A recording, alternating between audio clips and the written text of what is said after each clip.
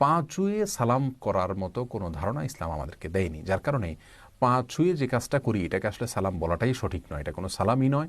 এটা আমাদের দেশের প্রচলিত একটি কালচার, যে কালচারটা খুব ভালো কোনো কালচার নয়। কারণ এর মাধ্যমে একজন মানুষ আরেকজন মানুষকে সালাম দিতে গিয়ে তথাকথিত শ্রদ্ধা প্রদর্শনের নামে তার দিকে মাথা নুয়ে ফেলা, এবং এটা কিছুটা আল্লাহর সামনে আমরা যে রুকু করি, যে সেজদা করি, তার সাথে সাদৃশ্য হয়ে যায়।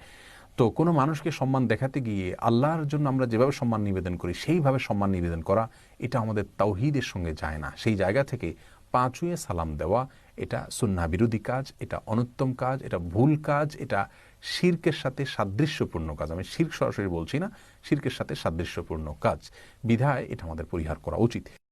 পা ছুঁয়ে সালাম করার মতো কোনো ধারণা ইসলাম আমাদেরকে দেয়নি, যার কারণে পা ছুঁয়ে যে কাজটা করি এটাকে আসলে সালাম বলাটাই সঠিক নয়, এটা কোনো সালামই নয়।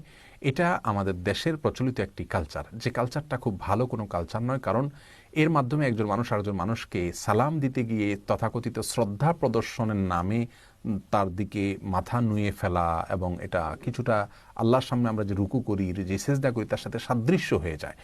তো কোনো মানুষকে সম্মান দেখাতে গিয়ে আল্লাহর জন্য আমরা যেভাবে সম্মান নিবেদন করি সেইভাবে সম্মান নিবেদন করা, এটা আমাদের তাওহীদের সঙ্গে যায় না। সেই জায়গা থেকে পা ছুঁয়ে সালাম দেওয়া এটা সুন্নাহ বিরোধী কাজ, এটা অনুত্তম কাজ, এটা ভুল কাজ, এটা শিরকের সাথে সাদৃশ্যপূর্ণ কাজ। আমি শিরক সরাসরি বলছি না, শিরকের সাথে সাদৃশ্যপূর্ণ কাজ, বিধায় এটা আমাদের পরিহার করা উচিত।